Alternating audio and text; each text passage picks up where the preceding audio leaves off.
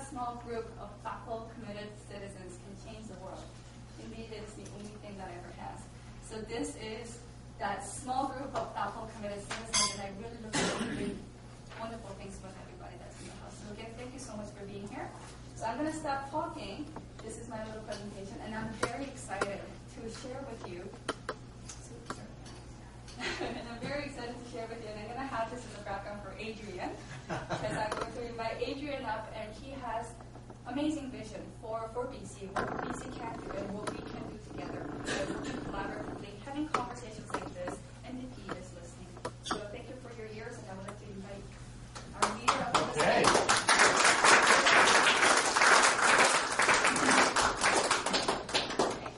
I think it's Kingsway the 6th or something. Come on, I think so. Just before Broadway there, yeah. And that's Margaret Mead. It's great to be here. Thank you for coming on a Sunday morning. You know, and I arrived 5 minutes late, which is usually what happens when I go to church as well. But it's good to be here, and good to be here in support of Jane. When you think of what the provincial government does, about 40% of what we do is health care. About 30% we do is about K-12 education and post-secondary education. We're a trading province that depends on its relationships with Asia. Korea is one of our most important trading partners. And we're seeking, as everyone is, dynamism and youth in politics. So Jane is a doctor. She teaches in a post-secondary institution, BCIT and BCC. She's a young Korean Canadian, and she kind of fits the bill of someone who should be in provincial politics. And it's very exciting for us, for Bruce and Sue and Kathy, for Peter, who serves in the House of Commons, for Paul, who serves at Burnaby City Council. Imagine Jane sitting in the legislature and bringing change to our province. So we're very excited to be here, and I think she represents a lot of the change just by participating and becoming involved in politics that we want to see in our province. This is kind of a special place for me, this Hart House. The building out there, I actually got married in. And hilariously, because other suits are at the dry cleaners, I actually got married in the suit. So here we go. I've worn it several years, and so part of the effect of becoming a leader of the political party is the suits don't fit quite as well as they used to. But no one comments on that. I'll be all right. But this is a great place, and of course, we're here at Deer Lake. We're here in a City of Burnaby-owned facility, and this is a great restaurant. Any of you want to come back here, it's a great place. It's a wonderful place for everybody in Burnaby. And we had a good day, Renee and I, that day. So I think what Jane's presented reminds us of what's important. Why is BC successful? Why are we successful? You see it around this table and some of the interests we have. We're successful because, of course, we have this extraordinary province that is, in the world sense, sparsely populated. Right? In the world sense, you don't feel that here in Metro Vancouver, which is growing dynamically. We've got this province with enormous resources. We have a proximity to Asia, which gives us an enormous advantage. You look at all of those statistics tell you the majority of students in Canada from the Republic of Korea are in British Columbia. The majority of travel, British Columbia, the majority of trade in British Columbia. It's a huge advantage for Korea and, of course, for other economies in Asia. And also the proximity to the United States is a unique advantage. We have, I think, a remarkable society. My constituency is just the other side of Boundary Road. If you're going down Canada way here, you find my constituency. In my constituency, 85% of the residents are visible minority. And so, huge communities, the Chinese Canadian community, the Filipino community, the South Asian community, Korean Canadian community, the Vietnamese Canadian community. Right? Living together, working together, succeeding together. And that's an enormous advantage when you think of the world. this is a unique thing, something to be celebrated. It's an advantage for us, of course, in our relationships with the rest of the world. But these are things we're succeeding to do here, together in our province. And the final thing that I think brings us success is related to that, is an openness to investment in immigration, which has not always been there in our history as a province. And those statistics show that immigration started to come up in the 1960s. Right? And before that time, and indeed in particular before the Second World War, we had, as a society, a hostility to immigration. We have to be honest about our history, too. A hostility to immigration that dramatically limited economic development in our province and was a very unfortunate time in BC society. BC's economy started to grow when we became open to immigration. And so you see from that graphic, you see that started to happen in the late 1960s. And after that point, the BC economy, BC society became far more dynamic because we were open to immigration. And those countries in the world that continue, especially in challenging economic times, to be open to immigration, are those countries that continue to succeed. Part of the difficulty in places such as Europe right now is that they have taken historically a different approach to immigration than we have here, and that approach has hurt them economically and socially, I would argue. And you see this even in the most successful European countries, such as Germany. So why are we successful? Those are the reasons we're successful. And in contrast to the United States, we have social services and an access to social services that allows for social mobility. So if you are born and your parents are not rich here, the opportunities are far greater than they are, for example, in the United States. Why? Because we have public health care, and they generally have a mixed system that's quite inefficient. We have vastly better access through the education system. We have a higher level of social mobility than they do in the United States, which is positive for our society. When you have a society that is stagnant, meaning that you're born low income and you stay low income, and so you're vastly dependent on inherited wealth, that's not a dynamic or entrepreneurial society. And the principal way in our society that we do that is investing in post-secondary education and skills and training. So that if there's a new coal mine in BC, we were just talking about that people in BC have the skills to get high-paying jobs and those things, and not, in fact, aren't condemned to lower-paying jobs. And if 80% of jobs in the future require post-secondary education, then we better get more people to have easier access to that post-secondary education.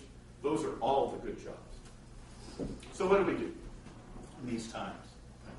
What do we do? We've had a government in BC for 11 years, and I think most people in the province feel that the Liberal government needs some time in opposition, that the government has lost its way, and the example of that, and people believe this both ways, is the HST, where they said they weren't going to bring in the HST, and then they started to bring it in the day after the election, and it's had a negative effect on the economy coming in and going out because it's led to instability. In other words, we've had, in the last 4 years of Liberal government, relative instability in governance. A government that doesn't really know what it's doing day to day, and is in fact has the problem, the arrogance of thinking that they should be in government forever. And alternance is an important thing in our democracy. But on our side, we don't just want to win because they're unpopular and people don't like them. We want to win with a mandate to make some changes that I think support BC's strengths. So what are those changes? What do we want to give priority to? I think the most important one is what I said before, investing in post-secondary education and ensuring young people in BC have access to the skills they need. As I say, 80% of the jobs of the future require post-secondary education, and most of that isn't university.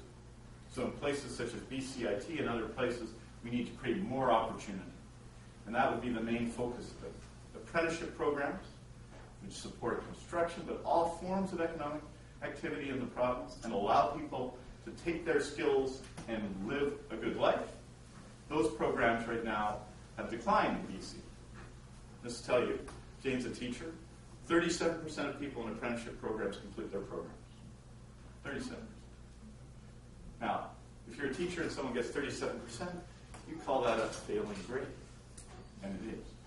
And we have to do better than that in our system. I was in Calgary on Friday. They have an apprenticeship system there. They didn't do what BC did. They didn't blow up their apprenticeship system and weaken it in the early part of the last decade.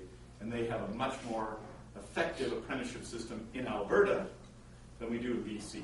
And there are things we can learn to make our system better in BC. So that would be a very high priority for us.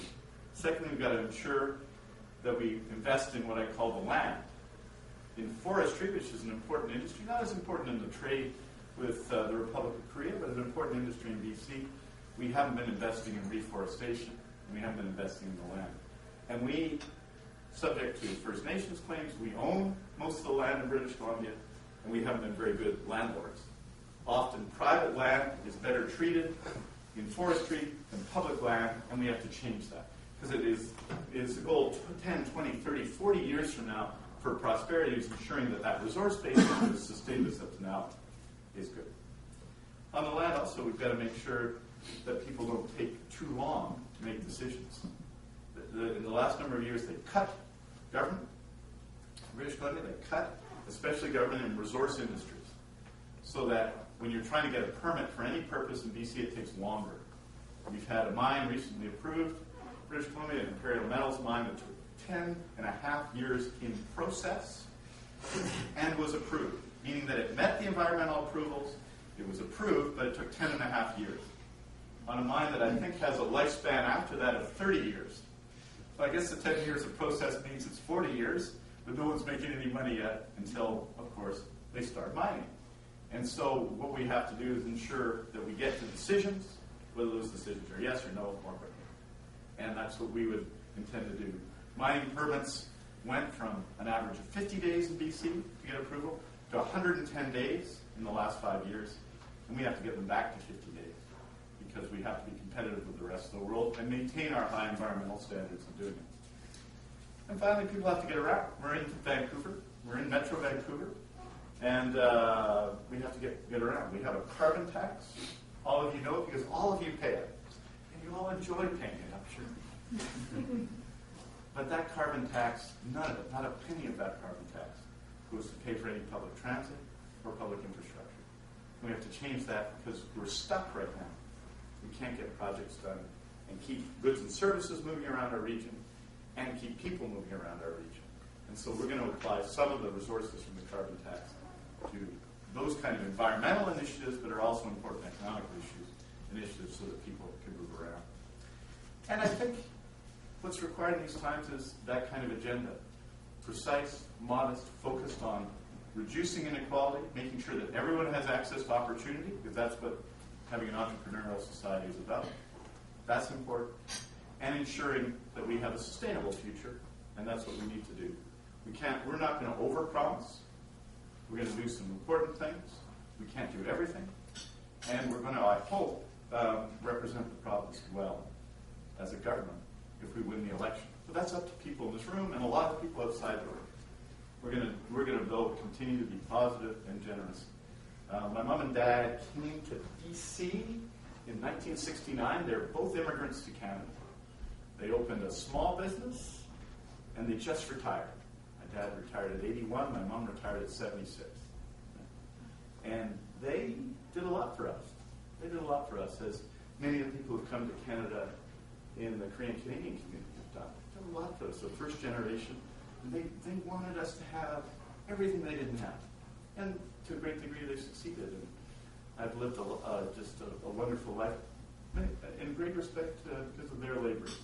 What we want to do, our job when we're in politics, Jane's job is, and Bruce and Sue and Peter and Kathy, is to make sure that the next generation benefits like my generation did from a better life than we've had.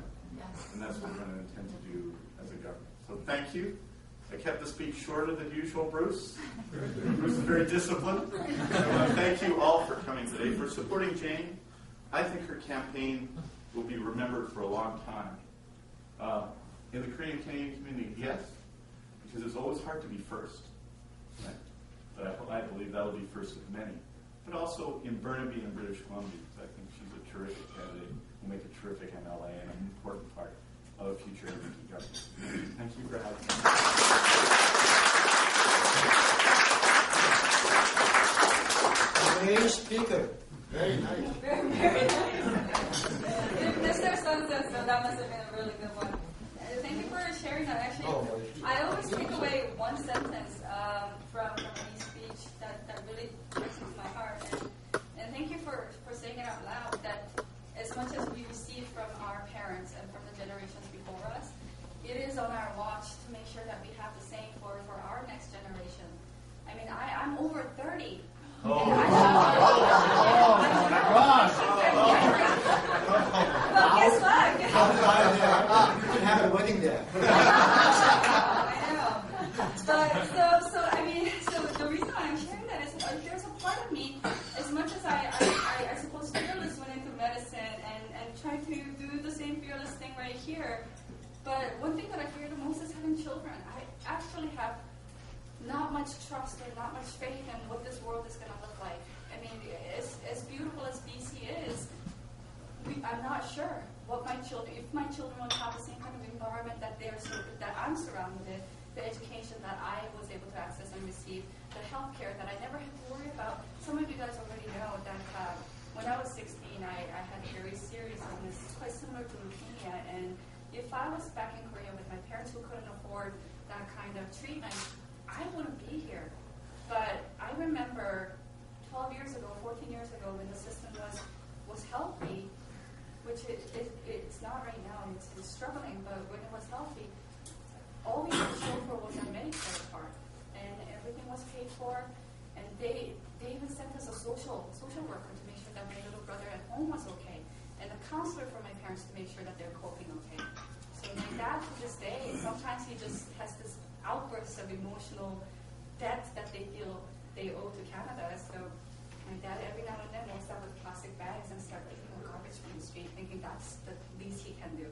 So anyhow, I really look forward to working with everybody in the House to make sure that we keep BC beautiful and as wonderful as it has been for us, for me, for my parents, and for my future children. Okay, that's a whole other So we'll see from there. All right, so I would like to invite Peter Julian, who's our Member of Parliament. If you'll please come up and share with us. He has a message from Commonwealth here, who's the leader for our federal NDP. Thank you, Peter. 안녕하세요.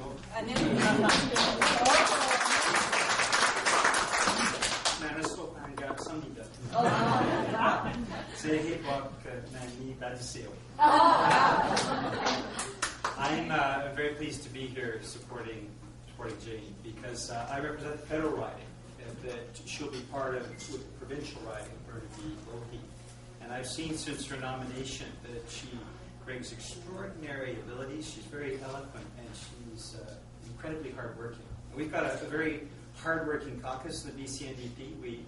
We as federal politicians remark on how effective our provincial caucus is. And we've got some very hardworking members here, of course, Sue and Kathy and Bruce and Adrian. But Jane will be joining a very hardworking caucus, and she brings that work ethic to her job every day as a candidate, and she's going to be extremely effective. Now, in helping her, we're helping Adrian Dix become the next Premier of British Columbia. And I've known Adrian for a long time. We've been friends for a long time. I can tell you, Adrian is obsessed. But I mean that in a good way. He's obsessed in bringing balanced economic development to British Columbia. And he's obsessed with making our government in British Columbia work effectively. That's extremely important because when we talk about responsible and balanced economic development in BC, what we've seen over the last few years is a lot of families have actually had their real incomes decline. And we know when families are seeing their real incomes decline and they're struggling to make ends meet, that has an impact on community businesses. So it hurts the business community when families aren't doing well. And he's also obsessed with the idea of having effective government in British Columbia. He spoke very passionately just about education and about healthcare. He also mentioned the HST debacle. The reality is British Columbia under Adrian Dix will not have these kinds of missteps that have characterized the last few years. So I really appreciate the support that you're showing to Jane and to Adrian. This is something that's going to help us all as British Columbians. I also bring a message from our national leader, Tom Mulcahy. And the the message is very simple. It's 2 words. It's Kamsahamnida. Because he's very aware of the contributions that Korean Canadians make every day in British Columbia, right across the country as well. And he's very aware of the importance of establishing much stronger relationships between Canada, British Columbia, and Korea. We've seen some of the government decisions that have been made over the past few years, and most recently around the visa offices that they put in jeopardy, I think, those closer relationships between Canada and Korea. And so he wanted me to pass that message on to you. We're looking very much forward to working together, the federal NDP caucus, with our provincial NDP members to make sure that on May 14th, 2013, Adrian Dix becomes the next Premier of British Columbia. And we'll be working hard for that. That for us, that's the first step of what is a 2-stage election, because the next federal election is in 2015. And in that election campaign, right now, our 100-strong member caucus across the country is working to win those additional 30 seats that will bring us to minority government, and the extra 70 seats that will bring us to majority government.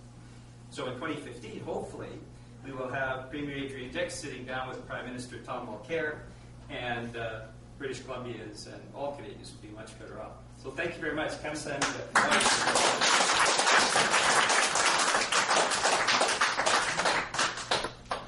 So I think we can break up to our conversations and resume the discussions. If you have any questions, but you don't want to say it out loud, our team has distributed little slips, and those are some of the things that I can always forward on to other politicians with the portfolios that you're interested in, and we can go from there. So if you please enjoy some fruit and refill your coffee, and then, oh, actually, should we do a group photo now? What do you think? Before that, just discussion some matter. Somebody is just interested to ask. Oh, absolutely. Yes, yeah, please. The one thing in the audience, the dry cleaning problem. I have the card. I have it. You can bring the store to my store. Right on. Good. I like that. That's good. And also, what Adrian said, very nice speaking. What I wanted to hear, I heard today. Very great. I'm very long time liberal supporter, actually. But the listening Adrian are very charismatic, very nice. And I was talking to the Peter Julian, and my daydreaming. I'm daydream man.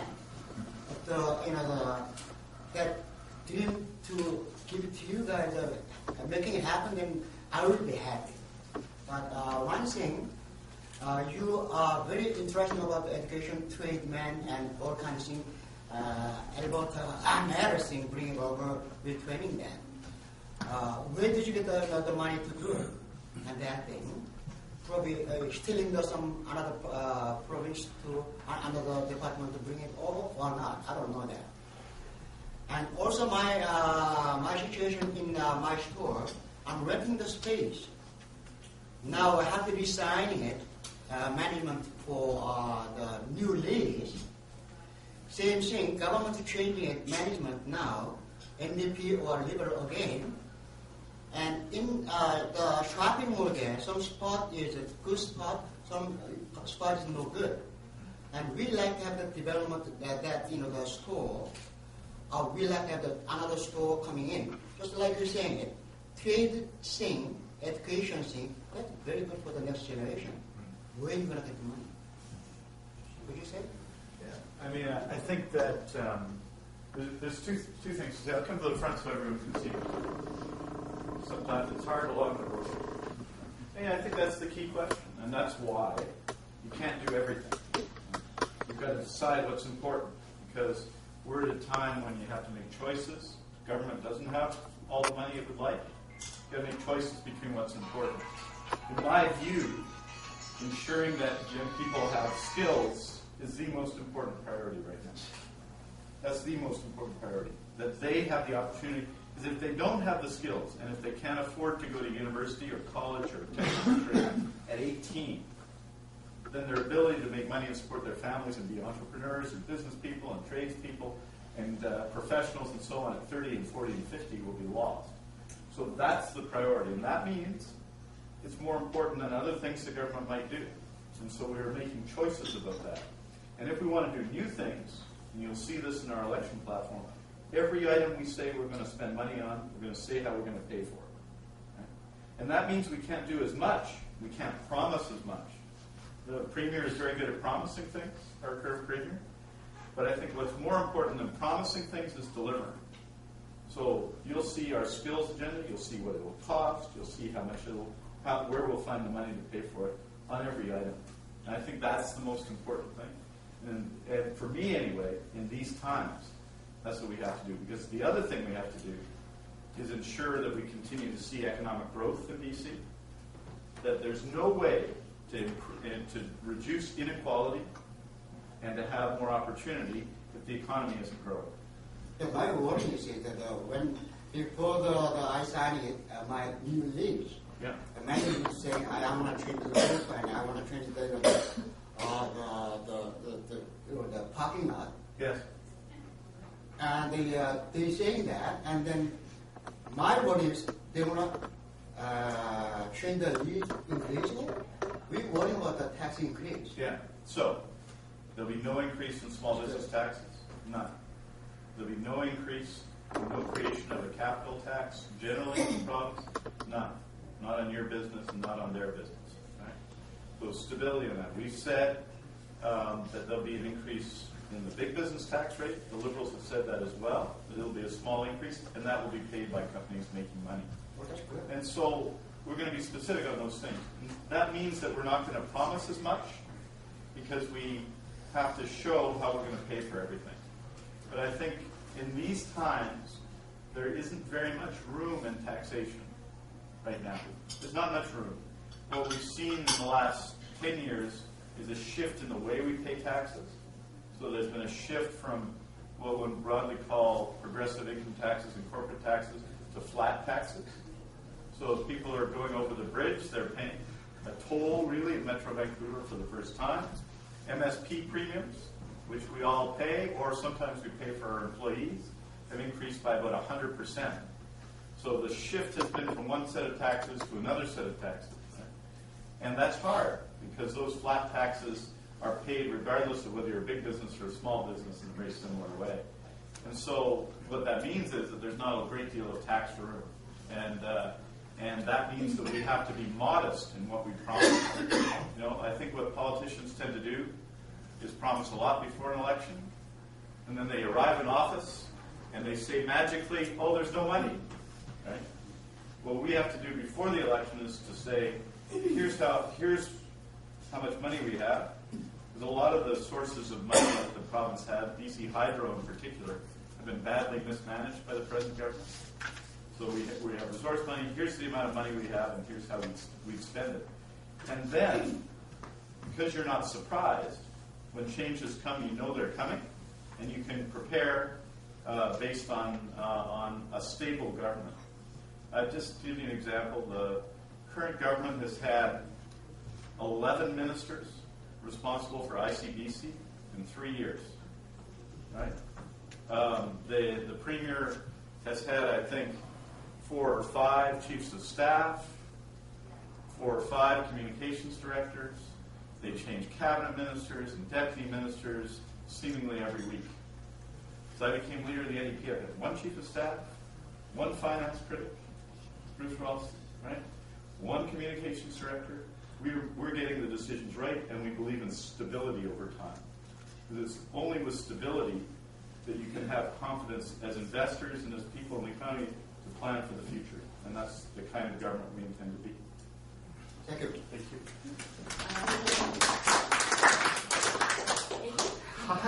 So, to have you here, I'm really honored. And my name is Yuni So. And I'm very excited and happy to have Dr. Shin running for MLA for BC government. And I'm sure he is well prepared to serve and contribute for our BC government. And at this time, I want to ask you one thing. We have about 80,000 Korean Canadian people in Lower Mainland, but we we all have a mutual dream to have a cultural center and nursing home. So when you become premier, is it possible to have some fund for our community? And are there any available funds for multicultural projects? Yeah. So we'll take those in reverse order. I think usually what happens, and you see this, the Korean Canadian community a number of years ago decided that they would work with, in that case, the Vancouver School Board, to develop courses in Korean language courses in public education. Yes. And that proposal, and it was approved by the government, ultimately came because the Korean Canadian community made the case. And so those kinds of projects, the infrastructure project in particular, for a cultural center would have to come through those sort of things and have to come from the community. But if the government's presented with a strong project, then I think they would be interested in participating. But it starts with the community. It doesn't start with the government. We know. And you know that very well. On care centers, and especially in seniors care, what's happened the last number of years, which isn't very good, I think, is we've gone from a strong public and nonprofit side to a largely private side. So proposals, there are lots of interesting nonprofit care centers in BC, but the nonprofit side, so the community gets together, I don't know, there's an example of a care home in an assisted living home in Surrey that PICS, which is a multicultural agency, runs. There are many other examples of those. We haven't seen as much nonprofit, new seniors housing, seniors care in the province. And so one of the things we're looking to do is to have a call. It's still a competitive call. No one gets given anything, right? There'd be a competitive call that nonprofits would have access to.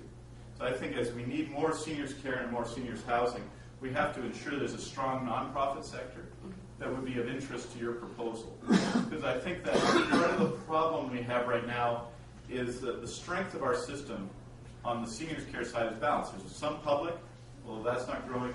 There's some nonprofit, but a lot of the nonprofit dates from the 1950s and 60s and 70s, and it's being reduced in quality and amount, and then largely private development, which is very much the same everywhere. I think it's important to have a strong nonprofit sector for just the kind of seniors care that you're talking about. It's really important for seniors to be able to communicate.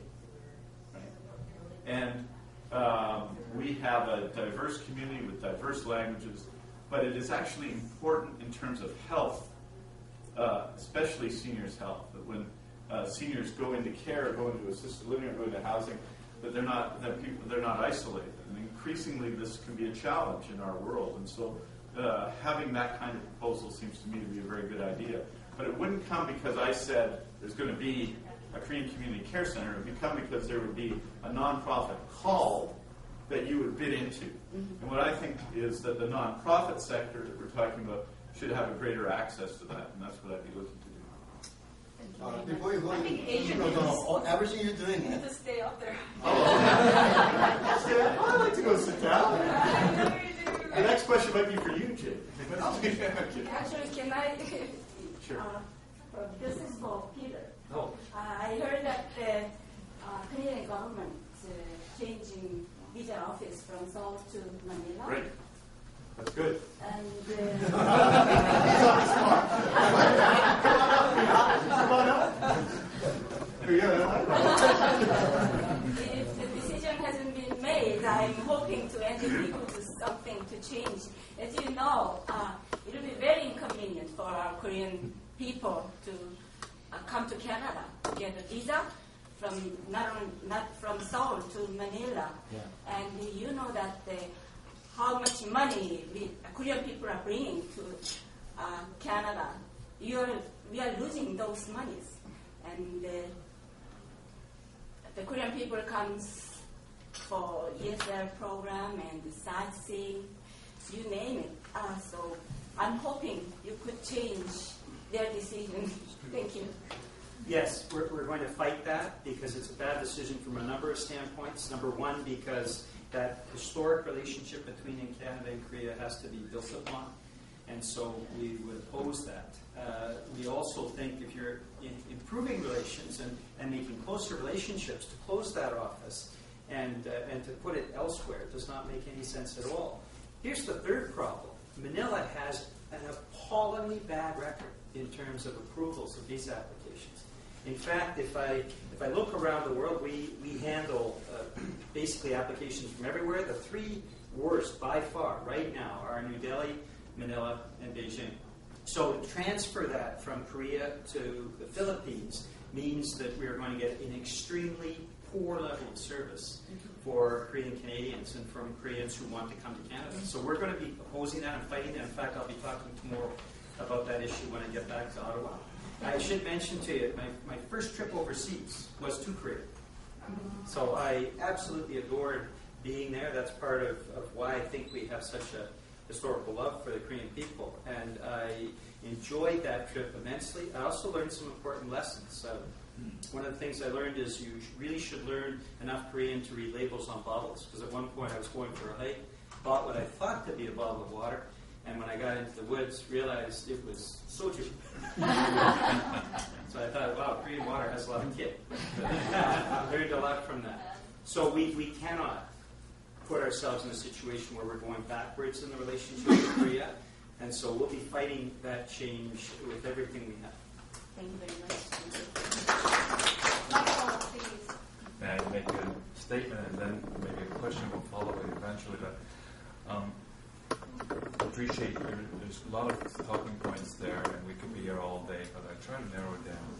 I think there's like everything else, we live in a constant tension of opposing forces, and I like to speak on behalf of people who are not here at the table. We're a meeting of political leaders and so-called Korean community leaders.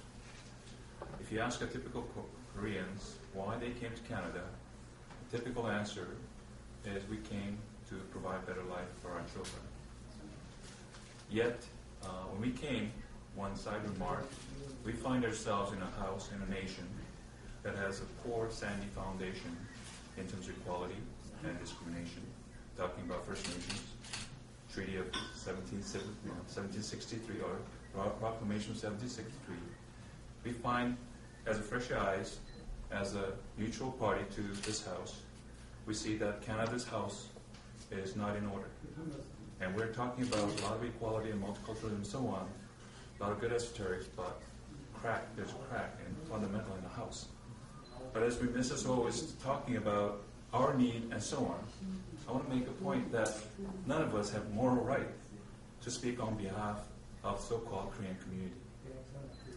Mrs. O and Mr. Lee represents a Korean community fraternity society which has maybe 300 members. There are 880,000 people.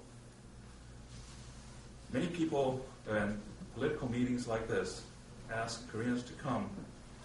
They typically ask first generation.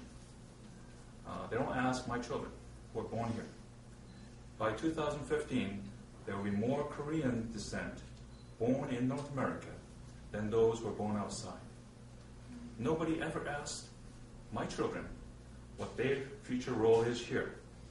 I speak with some authority, although I'm not the oldest. I think, as I put my hand up, one of the oldest, longest living in Canada from age 12 to here. 3 generations, or 3 different phases of life.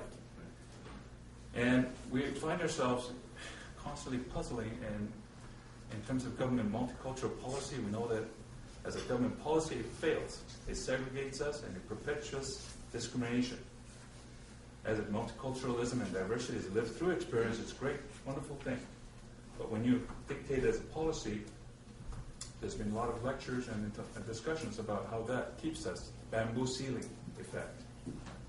And we also have internal force that keep us, our children, inside our territory. It's like self-imposed reservation system. We're talking about, I'm one of the first advocates of Korean Community Center and senior housing. But I've learned through doing research. And I challenge leaders of my table, my elders, to go beyond that. And think about not just bricks and mortar, not just building a house in community centers, but building a pathway for our children to get in the mainstream so that when they walk down Main Street, they don't feel like visible minority. Right? To pick up on your oxymoron there, 85% is visible minority. It is oxymoron. Change the idea of visible and minority. Yes. We got to work on taking out the word visibility, anything to do based on our skin of our color. And I beg you, for my sake of my children, they want to be Canadians. They want to celebrate what Canada has to offer, and NDP has to borrow Trudeau's word, we are at the mountain peak of human wealth, freedoms, and ideas. Let's not use that to self-interest, but to fulfill those who are coming. When we talk about, for example, recent campaigns, post-secondary presidents asking for more money, I'm afraid that will just go to create more faculty positions in the name of accessibility. But our children are paying more and more, and they can't afford to go to school. The affordability is down there. In terms of percentage of tuition that we pay, we want to give our children the same access to opportunities that we enjoy. I think I paid about 10% of university costs when I went, and now it's because of comparison and language, they're paying 20% or something. So anyway, long speech, I'm sorry. Yeah. Well, let's respond just briefly to it, because I think you raised really important questions. I mean, one of the values of the change that Jane is going to bring is that Jane will be the first Green Canadian MLA. But the job of an MLA is to represent the whole community, and that's going door to door and representing the community. I think it's very valuable as a sign of the cultural change that occurs, and to involve people in the legislative process to be able to imagine yourself elected to office. And surely that a whole generation of Korean Canadians who are interested in politics, and that's not everybody, will be inspired by that example. But ultimately, that is about an integration in the system. I agree that sometimes our multiculturalism is an accumulation, an adding of monoculturalism, right? In other words, you go to one event and it's not very diverse. And you go to another event, it's not very diverse within the event. And another that might involve a third community that again, is not very diverse. And so we're talking about multiculturalism, but we're not talking about a dynamic where people are sharing. I think the younger generation gets it a lot more than we do, actually. I mean, we have, in my constituency, we have public schools that are unbelievably diverse. I'll give you an example. I was at Windermere recently, which is a school in my constituency. It's, people who don't know, it's about 28th and Rupert in Vancouver. Right? And it was a day off from the school. It was a professional day. Young people of the school organized a conference. 600 people came to the conference. It was about climate change. Right? And so you're in a room, and they invited me to come, and so I was there, and I was mostly watching. You have 600 young people, probably a room so diverse that it would not be replicated anywhere else in the world. Right? Working together on an issue of common interest and common involvement. That's the future. Right? And so the challenge for us as a society, it seems to me, is to celebrate difference because we're a democracy, and to, in some cases, reflect that difference in the way that we provide services, because people sometimes contribute and they require that. Seniors, it's very important to seniors to be able to converse. It's not realistic to say everyone can, as a senior, learn languages that they didn't know beforehand. So there has to be some capacity to reflect that in our society. But our diversity can't be segregated diversity. It has to be a true diversity coming together where we're learning and understanding from one another. We're going to have a big festival in Chinatown soon. In many of the times I've traveled on the Chinese New Year's Festival, a majority of the people at the event are not Chinese Canadians. I think we have to celebrate, and by demonstrating that what we've learned and what the Korean community contributes, is available to everybody. We have to have an expansionist view of that, right? So that if there is a Korean Cultural Center, that it be as much involved as bringing people in from the outside and learning about the extraordinary relationship that is between British Columbia and Canada and the Republic of Korea. And for many families, that includes a relationship and things learned in the context of war. That be part of what we learn, right? And who we are as a society. So I agree with you, but I do think that we also benefit extraordinarily from this diversity. And even though it is imperfect in its execution sometimes, that we celebrate it nonetheless because it is a huge source of wealth and value, social and economic and cultural and political in our society. And it's why I think it's so important that breaking down those walls. I mean, I think a new generation doesn't want to leave the Korean-Canadian community, right? They want to leave Canada. And that's why Jane's running to be a member of the Legislative Assembly. And that's what we have to hopefully contribute to as well. Thank you for your time.